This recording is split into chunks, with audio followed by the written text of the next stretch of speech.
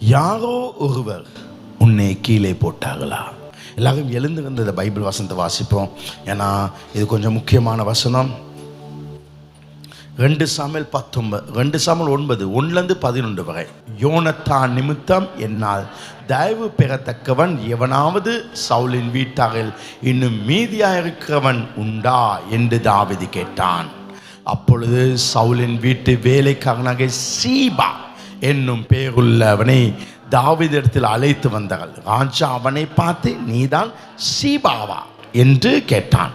அவன் அடியேன் தான் என்றான். அப்பொழுது ராஜா தேவன் நிமித்தம் அவன் சவுலின் குடும்பத்தாருக்கு தயவு செய்யும்படி அவன் வீட்டார்கள் யாதொருவன் இன்னும் மீதியாக இருக்கிறானா என்று கேட்டதுக்கு சீபா ராஜாவை பார்த்து, இன்னும் யோனத்தானுக்கு 2 கால்களும் உடமான ஒரு குமாரன் இருக்கிறான் என்றான். அவன் எங்கே என்று ராஜா கேட்டதுக்கு சீபா ராஜாவை பார்த்து, இதோ அவன் லொதேபாரிலே அம்மியேலின் குமாரனாகிய மாகீரின் வீட்டில் இருக்கிறான் என்றான்.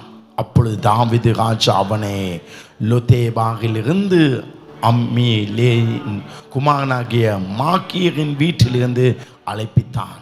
சவுலின் குமாரனாகிய யோனத்தானின் மகன் மேவிபோசேத் தாவீதிடத்தில் வந்தபோது முகம் குப்புற விழுந்து வணங்கினான்.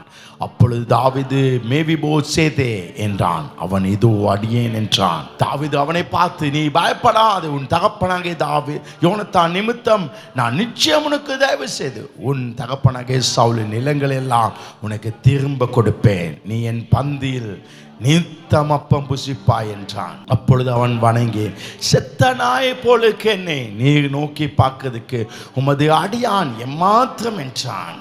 ராஜா சவுலின் வேலைக்காரனாகிய சீபாவை அழைப்பித்து அவன் நோக்கி, சவுலுக்கும் அவன் வீட்டார் எல்லாருக்கும் இருந்த யாவையும் உன் எஜமானுடைய குமாரனுக்கு கொடுத்தேன். ஆகையால் நீ உன் குமாரையும் உன் வேலைக்காரையும் கூட்டிக் கொண்டு உன் எஜமானுடைய குமாரன் புசிக்க அப்பம் உண்டாக்கும்படி அந்த நிலத்தை பயிரிட்டு அதன் பலனை சேர்ப்பாயாக. உன் எஜமானுடைய குமாரன் மேவிபோசேத் நிமித்தம் என் பந்தியில் நித்தம் புசிப்பான் என்றான். சீபாவுக்கு 15 குமாரும் 20 வேலைக்காரும் இருந்தார்கள். சீபா ராஜாவை நோக்கி, ராஜாவாகிய என் ஆண்டவன் உமது அடியானுக்கு கட்டளையிட்டபடியெல்லாம் உமது அடியானாகிய நான் செய்வேன் என்றான். ராஜகுமாரில் ஒருவனை போல மேவிபோசேத் என் பந்தியிலே அசனம் பண்ணுவான் என்று ராஜா சொன்னான்.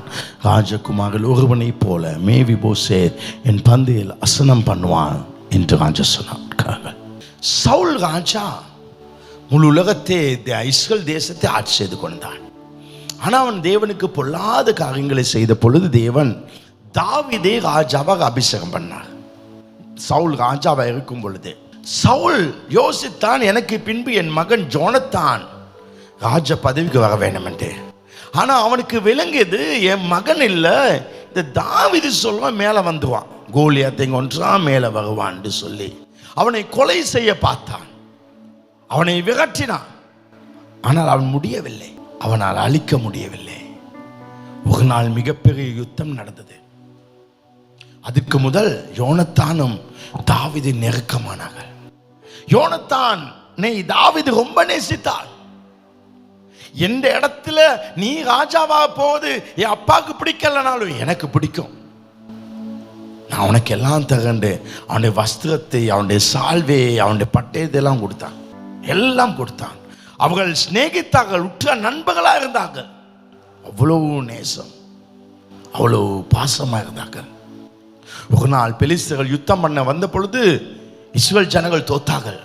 அப்பொழுது சவுல் ராஜாவின் குடும்பத்தை அழித்தார்கள். பெலிஸ்தர் விரட்டி விரட்டி அழித்தார்கள். எல்லாரும் மகிழ்த்து போனார்கள்.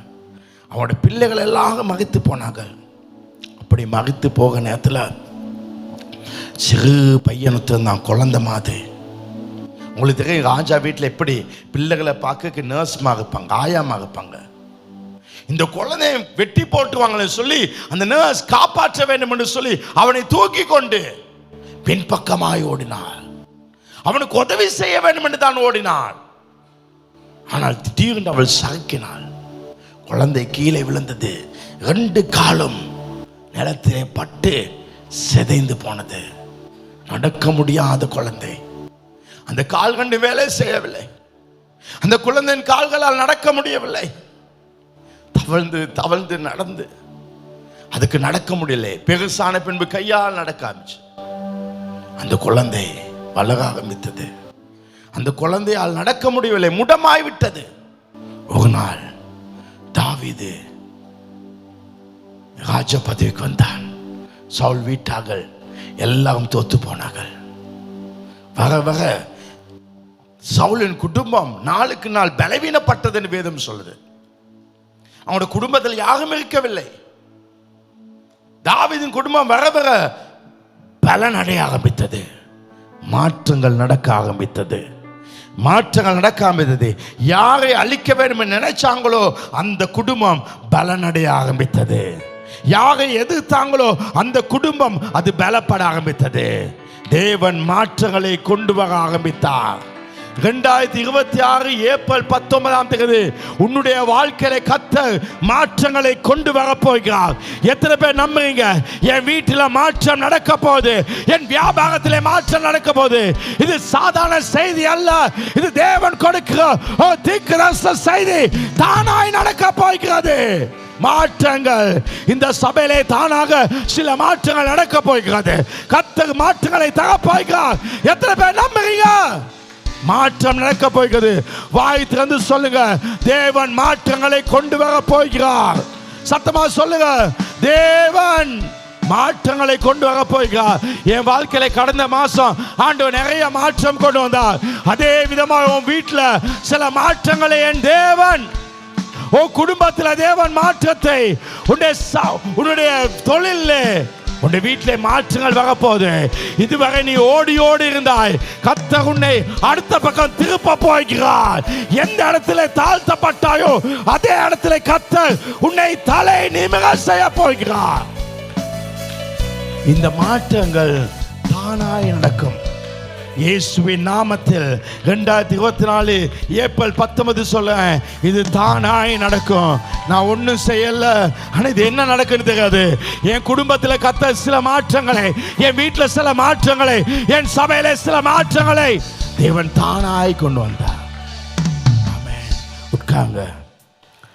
தாவீது முழு இஸ்ரவேலுக்கு ராஜாவாய் மாறினான். முழு இஸ்ரவேலுக்கு ஒரு மாற்றம் தானாய். எனக்கே தெரியாம சில மாற்றங்கள் நடக்க ஆரம்பிக்குது.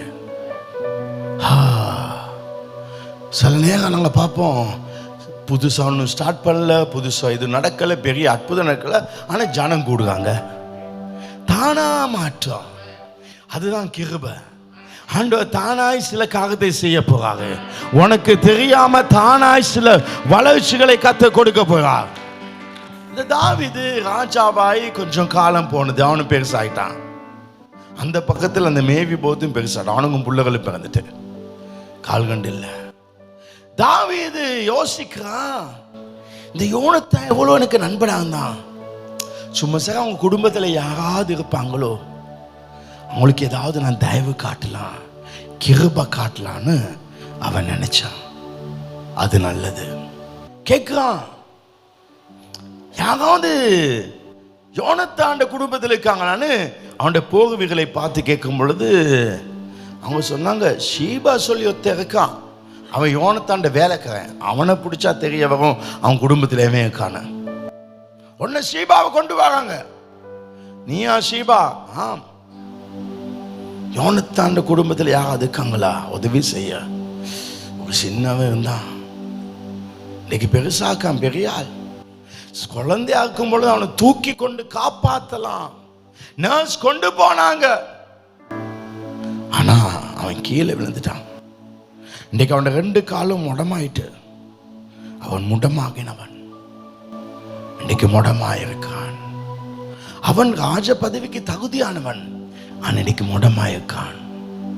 இன்னைக்கு எத்தனோ பேர் இந்த இடத்துல இருக்கீங்க, ஏதோ பெரிய காலத்துக்கு நீங்க சரியான ஆள் தான், தகுதியான ஆள் தான், ஆனா யாரோ ஆள் உங்களை கீழே போட்டாங்க. அதனால இன்றைக்கு அந்த இடத்துல இல்லாம இங்க இருக்கீங்க. யாரோ ஆள்னால் ஏமாற்றப்பட்டு நீ விழுந்திருக்கலாம், யாரோ ஆள்னால் நம்பிக்கை துரோகம் பண்ணப்பட்டு விழுந்திருக்கலாம். இந்த இடத்துல சில வாலிபர்கள் இருக்கீங்க, உங்களை ரொம்ப நேசித்து யாராவது ஒரு ஆள் கைவிட்டாங்களா? திடீர்னு நம்ம நேசித்தவங்க, நம்மோடு கூட இருந்தவங்க நமக்கே தெரியாமல் நம்ம விட்டு போகும் பொழுது நம்ம ரொம்ப கஷ்டப்படுவோம். அந்த கஷ்டங்கள், அந்த நினைவுகள் நம்மை கொல்லும். அதை மறக்க நினைச்சா அதுதான் பெரிய ஆபத்து. அதை நீங்கள் மறக்கவே நினைச்சா அது இன்னும் சாகடிக்கும். அந்த நினைவுகள் உங்கள் வாழ்க்கையில் இருக்கும். அதுக்காக இதை மறக்க நான் இன்னொரு ஆள் எடுத்தா அது பெய்யும் நினைச்சா அது வந்த பிறகு அவளை மாதிரி இல்லையே, அவளை மாதிரி இல்லைன்னு அது இன்னும் சாகடிக்கும். வாழ்க்கையில் நான் உங்களுக்கு சொல்கிறேன், யாராவது நேசித்தவங்க, உங்களோட அன்பார்ந்தவங்க போயிட்டாங்கன்னா விட்டுருங்க. இப்போ நீங்கள் கொஞ்சம் உங்களுக்கு ஸ்பேஸ் கிடைச்சிருக்கு, அவங்களுக்கு ஒரு ஸ்பேஸ் கொடுத்துக்கோங்க. ஈவினிங் ஆனால் அவங்கள எங்கேயாவது கூட்டி போகணும், இப்போ கூட்டி போக தேவையில்லை, அந்த ஸ்பேஸ் இருக்குது. அவங்களுக்கு ஏதாவது வேலை செய்யணும், நீங்கள் சம்பாதிக்க அந்த ஸ்பேஸ் இருக்குது. காலையில் கொஞ்சம் அவங்களுக்கு ஏதாவது செய்யணும், அந்த ஸ்பேஸ் இருக்குது. ஏன் அந்த ஸ்பேஸ்? உன் வாழ்க்கையின் தரத்தை உயர்த்துவதற்கு கொடுக்கப்படுகிற ஸ்பேஸ். உன்னை உயர்த்திக்கோ, யாருக்காகவும் கீழே போவாத, யாருக்காவனை விட்டுறாத. மேவிபோசேத் பல வருடங்கள் பாதிக்கப்பட்டிருந்தான், பல வருடங்கள் உடைந்து போயிருந்தான், பல வருடங்கள் கண்ணீரோடு இருந்தான், பல வருடங்கள் எதையும் செய்ய முடியாமல் இருந்தான். சரீர ரீதியில முட்டமாய் மனசுல இது என்ன வாழ்க்கை, இது வாழ்க்கையான இருந்தான். இந்த மேவிபோசேத் லோதேபாகில் இருந்தான். அவன் சரியானால், ஆனால் தவறான இடத்துல இன்னைக்கு விழுந்திருக்கான், இன்னைக்கு மொட்டமாயிருக்கான். இன்று உன்னை காப்பாற்றுவேன், உனக்கு உதவி செய்வேன், உன்னை நல்லா வைப்பேன்னு சொன்னவங்க கீழே போட்டிருக்கலாம். யாரோ நிமித்தம் நீ இன்னைக்கு முட்டமாயிருக்கலாம். நன்றாக வாழ்ந்து கொண்டிருந்த உன்னை யாரோ கீழே போட்டிருக்கலாம். இந்த நேரத்தில் யார் உன்னை போட்டாங்க? எதுக்கு போட்டாங்க? ஆராய்ச்சி செய்யாத. தேவன் உன் வாழ்க்கையில் ஒரு புதிய காரியத்தை இந்த நாளில் ஆரம்பிக்க போகிறார். தேவன் ஒரு புதிய காரியத்தை ஸ்டார்ட் பண்ண போகிறார். நான் இன்னைக்கு பேசுவது ஒரு தீர்க்கதரிசன செய்தி. இந்த தீர்க்கதரிசன செய்தியில் இந்த ஆசீர்வாதத்தை பெற போகிறாய். நான் சொன்ன விதமாய் உன் வாயை பத்திரப்படுத்தி முறுமுறுக்காமல், உன் சிந்தனையிலே பாகம் இல்லாதபடி கடவுளை நம்பு. தானாய் ஒரு காரியம் நடக்கும். வாய் திறந்து சொல்லுங்க, தானாய் ஒரு காரியம் நடக்கும். கடவுள் தானாய் செய்ய போவார். அவர் தானாய் அற்புதங்கள் நடக்க போகுது. நீ போய் சம்பாதித்து கஷ்டப்பட்டு எதையும் பெற மாட்டாய். ஏதோ தானாக கர்த்தர் ஒரு காரியத்தை உன் வாழ்க்கையிலே அவர் செய்ய போகிறார். தானாய் செய்ய போ. உனக்கு ஒரு நல்ல செய்தி, ஆயத்தமாக உன் புகழை எடுத்துக்கொள். லோதேபாலிருந்து நீ வெளியே வர போறாய். மாக்கீரின் வீட்டில இருந்து வெளியே வர போறாய். உன் பயத்தில் அது கர்த்தர் உன்னை வெளியே கொண்டு வர போறார். உன் தோல்வியிலிருந்து வெளியே கொண்டு வர போறார். யார் நிமித்தம் அடங்கி இருக்காத. யாருக்கு அவன் கீழே, அவன் என்னை கீழே போட்டான்னு ஒதுங்கிறாத. கர்த்தர் உன்னை அந்த இடத்துல இருந்து வெளியே கொண்டு வர போறாங்க. அந்த இடத்தை விட்டு விடு. சொல்லு, நான் முடமா இருக்கிறேன், ஆனா இந்த இடத்தை நான் விடுறேன். நான் முடமா இருக்கிறேன், நான் திரும்ப வரப்போறேன். நான் அந்த ராஜ மாளிகைக்கு வரப்போறேன். எங்க நீ இருக்க வேண்டுமோ அதே இடத்துல என் ஆண்டவர் உன்னை உயர்த்தி வைப்பார். எத்தனை பேர் எத்தனை தரம் உன்னை கீழே போட்டாலும் என் தேவன் உன்னை எங்கு வைக்க வேண்டுமோ அதே இடத்துல அவர் வைக்கிற நாள் வந்து விட்டது. உட்காங்க. 2026 ஏப்ரல் 19ஆம் தேதி தேவனை தீர்க்கதரிசனமாய் சொல்லுறார். ஒரு பெரிய மாற்றம் பாங்க. தானாய் சபை வளரும், தானாய் பணம் பெருகும். தேவன் செய்ய போகிறார். தேவன் செய்ய போகிறார். ஓ, நீ உடைந்திருக்கலாம், ஆனால் சொல்லு, வெளியில் வருவேன். நான் பயந்து போயிருக்கேன், ஆனால் நான் வெளியில் வருவேன். நான் நொறுக்கப்பட்டிருக்கிறேன், நான் அவமானப்பட்டிருக்கிறேன், ஆனால் நான் வெளியில் வருவேன். எல்லாரும் என்னை மிதிச்சாங்க, எல்லாரும் ஓடுகாலத்தை என்னை மிதிச்சாங்க.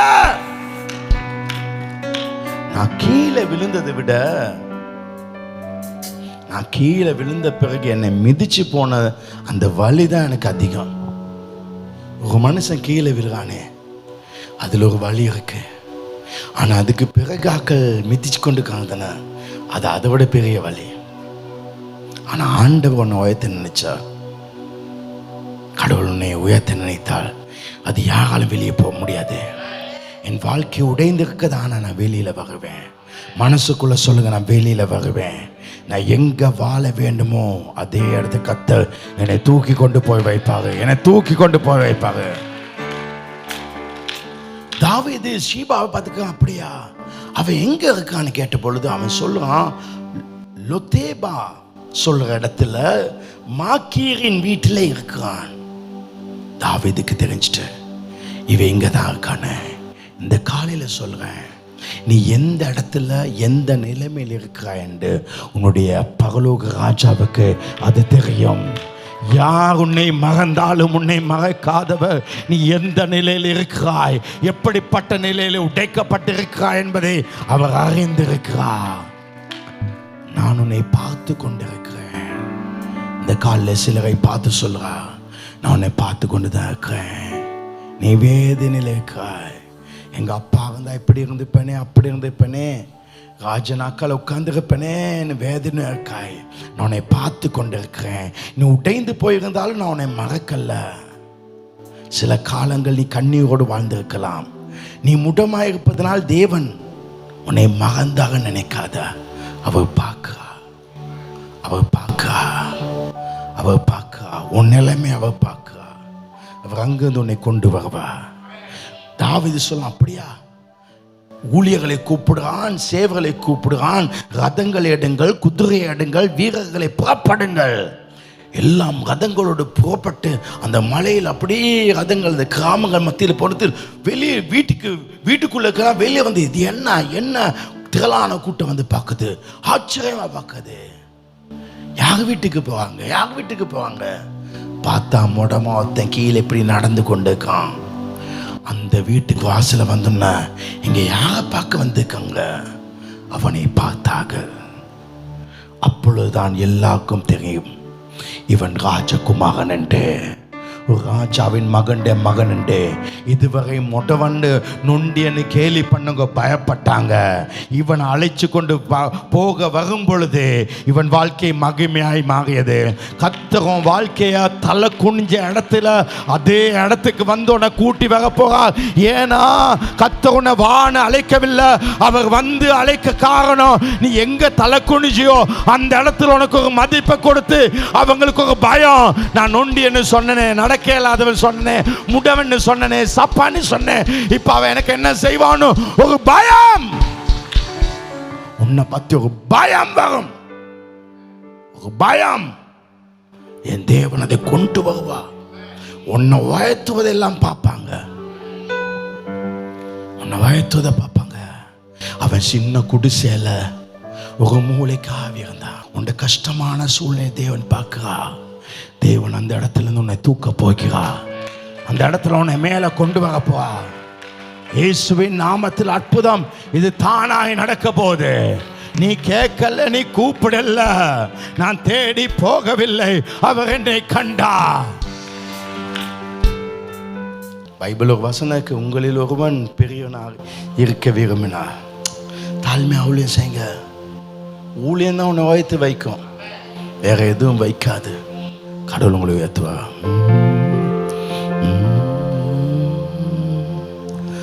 அப்பா பிதாவே, அன்பார்ந்த தேவா, அருமை ரட்சகரே.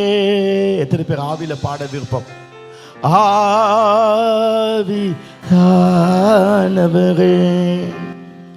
எங்கள் அப்பா பிதாவே, அன்பார்ந்த தேவா, அருமை ரட்சகரே, ஆவியானவரே, எங்கோ நான் வாழ்ந்தேன், அறியாமல் அலைந்தேன், என் நேசம் தேடி வந்தீர். எங்கோ நான் வாழ்ந்தேன், அறியாமல் அலைந்தேன், என் நேசம் தேடி வந்தீர். நெஞ்சார அணைத்து முத்தங்கள் கொடுத்து நீழலாய் மாறிவிட்டீர். நெஞ்சார அணைத்து முத்தங்கள் கொடுத்து நீழலாய் நிழலாய் மாறி. கைகள் வைத்து சொல்லமா, நன்றி உமக்கு நன்றி, நன்றி உமக்கு நன்றி. தாழ்மையில் இருந்தேன், தள்ளாடி நடந்தேன், தயவாய் நினைவு கூர்ந்தீ. தாழ்மையில் இருந்தேன், தள்ளாடி நடந்தேன், தயவாய் நினைவு கூர்ந்தீ. கலங்காதே என்று கண்ணீரை துடைத்து கரம் பற்றி நடத்துகின்றீ. கலங்காதே என்று கண்ணீரை துடைத்து கரம் பற்றி நடத்துகின்றீ. நன்றி உமக்கு நன்றி, நன்றி உமக்கு நன்றி. உளையான சேற்றில் வாழ்ந்த என்னை தூக்கி எடுத்தீரே.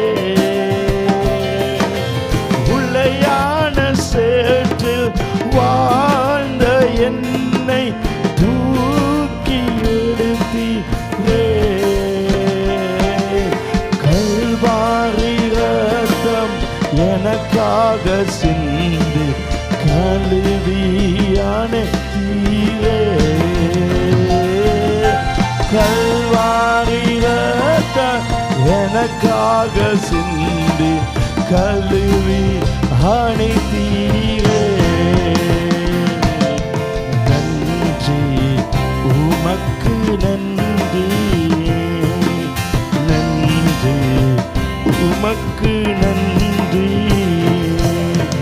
அப்பா பிதாவே அன்பார்ந்த தேவா அருமை இரட்சகரே, ஆவியானவரே. அப்பா பிதாவே அன்பார்ந்த தேவா அருமை இரட்சகரே,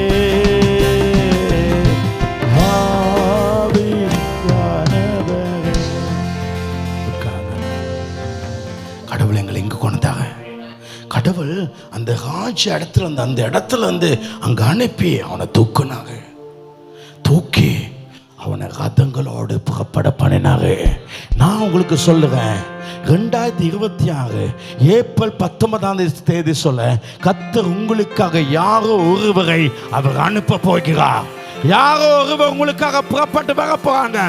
எங்கேயோ ஒரு இடத்துல இருந்து ஒரு அற்புதம் வரப்போகுது. யாரோ ஒரு ஆள் உங்களுக்காக வர போறாங்க. கர்த்தர் உங்களை அழைத்து வர யாரோ ஒருவரை உனக்காக அனுப்ப போறார்.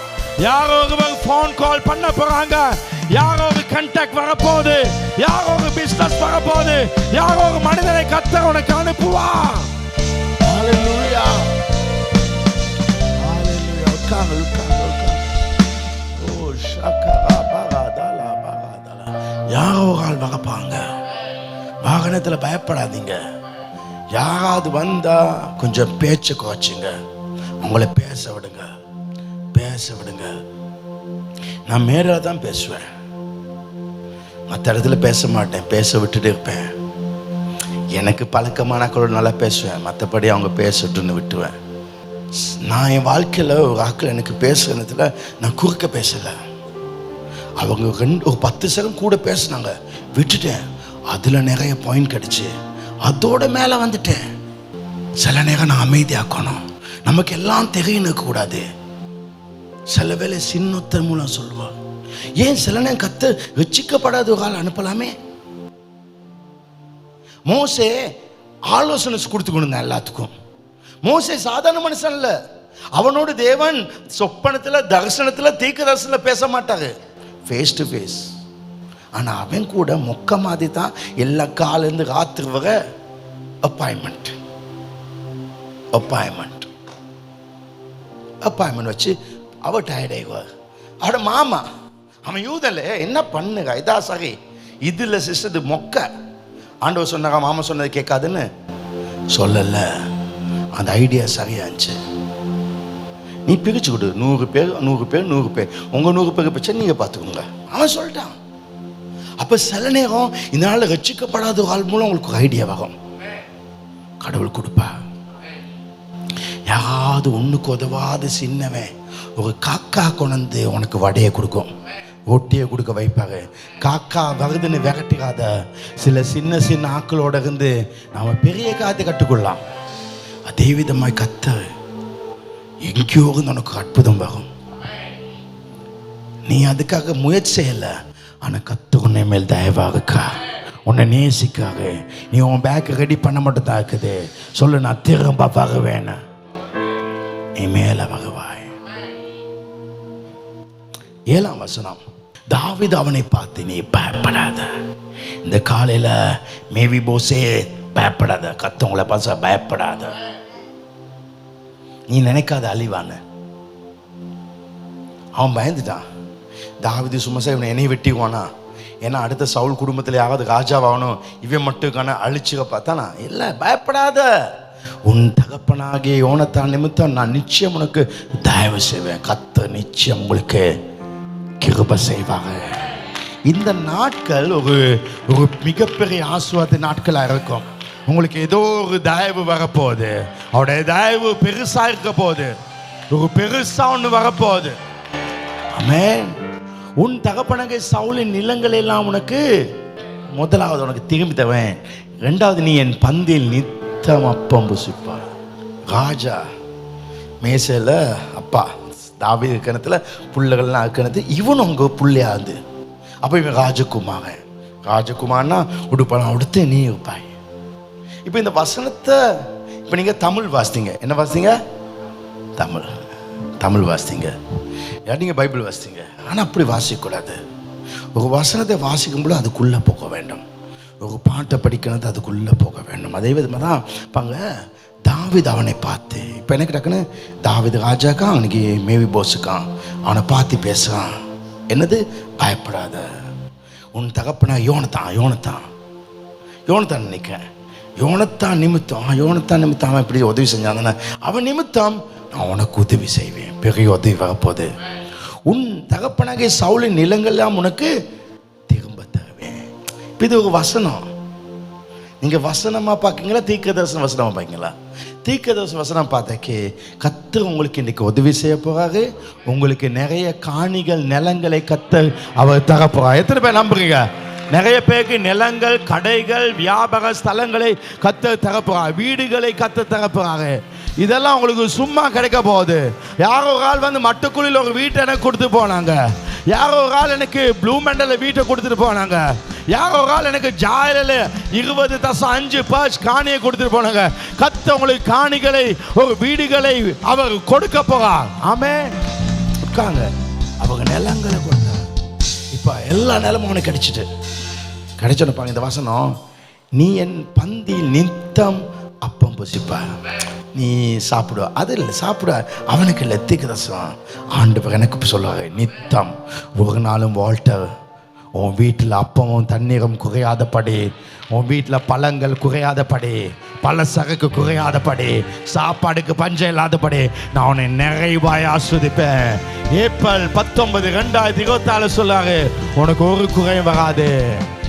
ஈரான் பக்கமாய் கப்பல் வருதோ வரலையோ, அமெரிக்கா யுத்தத்துக்கு ஓய்வு கொடுக்கிறானா இல்லையோ, ட்ரம்ப் வந்து வாய பொத்துறானா இல்லையோ, ஆனா ஆண்டவர் சொல்லுறாரு, நான் உன்னை உழைத்து கொண்டே போவேன்.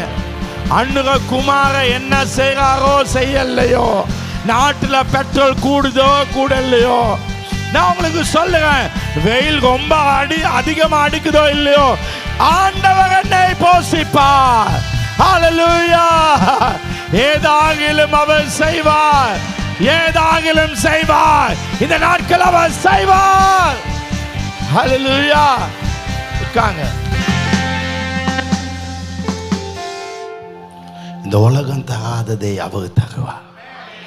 என் சமாதானத்தை உனக்கு தருகிறேன். நாங்க நிம்மதியா இருக்கிறோம். ஆமே. கடவுள் இந்த அரசாங்கம் எப்படி இருக்குது, இந்த அரசாங்கம் என்ன சொல்லிச்சு, என்னென்ன செய்வேன் சொன்னாங்க, பெட்ரோல் என்ன செய்வேன் சொன்னாங்க, உணவு என்ன செய்வேன் சொன்னாங்க, எல்லாம் நடந்துச்சா? எல்லாம் தலைக்கீழ தான். ஆனால் அவர் சொன்னது மட்டும் அச்சு மாறாம கோடு மாறாம, அவர் எனக்காக ஒரு பந்தை ஆயத்தப்படுத்தி என் தலை என்னால் அபிஷேகம் பண்ணி என் பாத்திரத்தை நிரம்பி வழிய செய்கிறார். அவர் புல்லுள்ள இடங்களே என்னை அமர்ந்து தண்ணீராண்டிலே அவர் என்னை கொண்டு போகிறார். நாம அவரை பத்தி பேசுவோமே. நம்ம அரசாங்கம் அவரு தானே, நம்ம ராஜ்யம் அவரு தானே. ஆமே. அவன் சொல்லுவான், அதாவது எல்லாத்தோட தரேன். இன்றைக்கு உங்களுக்கு 2 ஆசீர்வாதங்கள். ஆமே. வாயை பொத்திருங்க, கிட்டல உங்களுக்கு காணிகள் கிடைக்கும். அப்போ உடனே அவன் சொல்றான், மேவிபோசேத் 8ஆம் வசனத்துல, உனக்கு காணி தரேன், நீ எப்பயும் ராஜ பதவியில் உட்காந்து நீ சாப்பிடணும்னு சொன்ன. அவன் சொல்லுவான். அப்பொழுது அவன் வணங்கி, அவன் கீழே விழுது வணங்கினான். நீங்க செய்ய வேண்டிய ஒன்னே ஒன்று தான், அவங்க மட்டும் வணங்க. வசதிகள் வாய்ப்பு கிடைக்கும் பொழுது அவங்க மறைக்க வேண்டாம். கடவுள் வேன் கொடுத்தாங்க, கண்டிக்கு போ, நுவரேலிய போ, அங்க ஒரு நல்ல சர்ச்சுக்கு போ. கடவுளை மறந்துடாத. எப்ப அவன் சொல்றான், அவன் வணங்குறான். இந்த சபை கடவுளோடு நெருக்கமாக்கட்டும். கடவுளோடு இருங்க. உங்க வாழ்க்கையில கடவுளோடு கொஞ்சம் நெருக்கமாங்க. ஒரு நாளைக்கு குறைஞ்சது 1 மணி நேரமாவது ஆண்டவரோடு நெருக்கமாங்க. அது தானா வர வேண்டும். பகல் ஆகன ஒரு பசி வகுத்தன, காலையில் ஒரு பசி வகுத்தன, ராத்திரி ஆகனது ஒரு பசி ஒன்று வகுத்தன, தாகம் ஏற்படுத்தன. விளங்குச்சா? அது தானா வருது. அப்படின்னா உங்க உடம்பு நல்லா இருக்குன்னு அர்த்தம். அது வராட்டி உங்க உடம்புல ஏதோ பிரச்சனை. அதே மாதிரி தான் தானா ஜெபிக்க வேணும், தானா ஆராதிக்க வேணும்னு அந்த பசி, அந்த ஆராதனை வரலன்னா உங்க ஆவியில ஏதோ மிஸ்டேக். அப்ப ஆவியில மிஸ்டேக். இதை விட்டுறாதீங்க. இவங்களுக்கு நல்ல மகன் என்ன தெரியுமா? இந்த தானா பசி வராதவங்களுக்கு அவங்க கஷ்டப்பட்டு ஏதாவது ஒரு சிரப்பை போடணும். அப்போ கொஞ்சம் எனர்ஜிவா பசி ஒன்று உண்டாகும். அந்த ஆசை வரும். ஆசை வந்தோன்னு டக்குன்னு சாப்பிடுங்க. அந்த சிரப்ல 3 வேளை போட்டு சாப்பிடுங்க. அது 2 நாள் 3 நாள் செய்யப்பாங்க, தானா பழகும். அதே விதமா தான் இந்த ஆவிக்குரிய பசி வராதவங்க இந்த ஜெபத்தை பத்தி, ஆண்டோட ஐக்கியத்தை பத்தி ஒரு சின்ன ஒரு சேமனை காலையில கேட்டுங்க. கேட்டோன்னா ஜெபிக்கோன்னு வரும். பகல கேட்டுங்க, மாலையில கேட்டுங்க, ஜெபிக்கோன்னு ராத்திரி கேட்டுங்க. அதுதான் உங்களுடைய சிரம். அது இப்போ அது தானா வரும். கடவுளோடுங்க. இவன் வணங்கி, வாசிங்க, வணங்கி செத்த நாயை போல என்னை நோக்கி பார்க்கறதுக்கு உமது அடியேனை மாத்திரம். அவனுக்கு ஆசீர்வாதம் கண்டு கிடைச்சிட்டு எல்லா காணியும் கொடுத்துட்டாரு. நீ என் வீட்டில் இரு. இப்ப அவன் இப்படி இருந்தானா தாழ்மையாக தான். எந்த அளவு உயரத்துக்கு வேணா போங்க, ஆனா தாழ்மை மட்டும் வித்துறாதீங்க. உங்களை தாழ்மையாகுங்க, ராங்கித்தனம் காட்டாதீங்க. உங்க வாழ்க்கையில அடிக்கடி நீங்க எந்த இடத்துல இருந்தீங்கன்னு யோசித்துப்பாங்க. எந்த இடத்துல இருந்து யோசித்துப்பாங்க. இதுவரை கொண்டு வந்தாங்க, 4 பேர் மதிக்கிற மாதிரி வச்சாங்க. ஒருத்தர் ஏதாவது தப்பா பேசுறானா, நான் யாரு தெரியுமா? பேசாத, அமைதியா போயிரு. நீ ஆக்களோட தப்பு பண்ண நீ எதுக்காம போற ஒவ்வொன்றும் உனக்கு பெரிய முடிசூட்டி விழாமாது உனக்கு பெரிய ஆசீர்வாதமா இருக்கும். அவன் வணங்கி தன்னை தாழ்த்தினான். உன்னை தாழ்த்து. மேவி போசேத் சொல்ல, செத்த நாயை போல இருக்க. தேவன் சொல்லுறா, நீ செத்த நாயா இருக்கலாம், ஆனா ஒரு தகுதியே இல்லாத ஒருவனை கூட தகுதி உள்ளவனா என்னால் மாற்ற முடியும். பலவீனன் நீ கூட பலவானாய் மாற்ற முடியும். இந்த காலையில செத்து போன நாயாக்கலாம். ஒரு நாயினா கண்டோன்னு பயந்துக்குவோம். ஆனால் இன்னைக்கு செத்த நாயா தூக்கி போடாத நாய அப்படி சொல்லுவாங்க. எல்லாரும் தூக்கி போடுற அளவுக்கு நீ இருந்தாலும் கூட கர்த்தர் உன்னை உயர்த்தி ஒரு மகிமையான இடத்துல வைப்பாங்க. உன் பேரை கெடுத்து உன் வாசனையை கெடுத்து உன்னை அவமானப்படுத்திருந்தாலும் என் தேவன் உன்னை உயர்த்துவான்.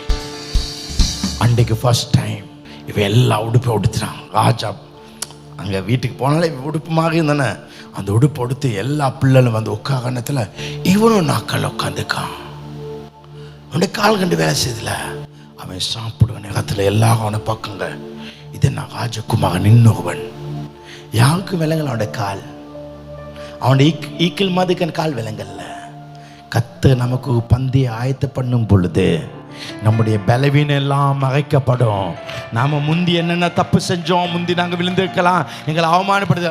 இந்த இடத்துல யாரோ நினைக்குங்க நான் இவ்வளவு பெரிய தப்பு பண்ணிக்கிறேன், இப்போ நான் என்னைய மதிப்பாங்க. இல்லை, கர்த்தர் உன்னை உயர்த்திய பின்பு எல்லாரும் உன்னை மதிப்பாங்க. ஓ மூல அற்புத அடையாளம் ஆரம்பிச்சிச்சுன்னா, நீ கை வச்சோன்ன முடமானவன் நடப்பானா, ஊமை பேசுவானா, நீ யாரு, எப்படிப்பட்டவ, எந்த கோத்திரம், என்னத்தை செஞ்சு வந்தா யாரும் பார்க்க மாட்டாங்க. எல்லாரும் பார்ப்பது அந்த ராஜாட உயர்வை மட்டும்தான். இந்த காலையில் சொல்றேன், யார் யார் பாயில படுக்குறீங்க, யார் யார் கீழே நிலத்துல படுக்குறீங்களோ, யார் யார் கஷ்டத்தின் மத்தியில் இருக்கீங்களோ, கர்த்தர் உங்களை தொடப்போம். நான் நிதானமா 2 நிமிஷம் பேசி முடிக்கிறேன். நிதானமா.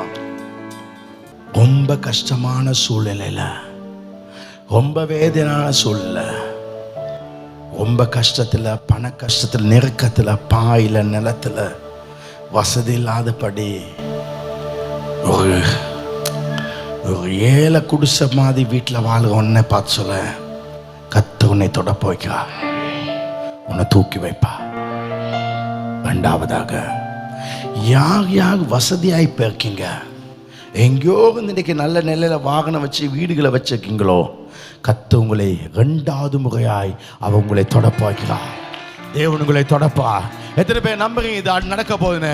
அப்ப எழுந்து ஆண்டு உமக்கு நன்றி என்று சொல்லுங்க. நீங்க எனக்கு செய்ய போற நன்மைக்கு நன்றி. வாய் திறந்து சத்தமாய் ஒரு நிமிஷம் நன்றி சொல்லுங்க.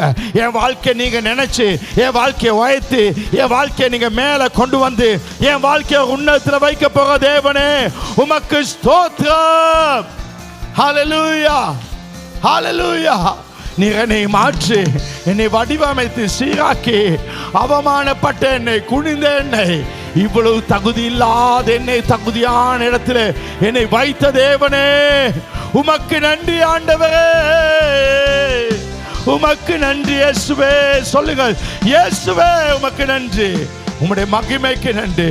நீர் என்னை உயர்த்தி, என்னை மேன்மையாக, என்னை உயர்வாக, என்னை உயர்ந்த ஸ்தலத்தில் என்னை அழகாக வைப்பதற்காக நன்றி. யார் என்னை தள்ளினாலும், யார் என்னை வெறுத்தாலும், யார் என்னை ஒதுக்கினாலும் என்னை உயர்த்தி வைக்கிற தேவன் உமக்கு நன்றி. தேவனுடைய ஆசீர்வாதம் உங்களோடு இருப்பதாக, தேவனுடைய மகிமை உங்களோடு இருப்பதாக. 2026 ஏப்ரல் 19 நான் சொல்லுகிறேன், தேவன் உங்களிடத்தில் யாரோ ஒருவரை அனுப்ப போகிறார்.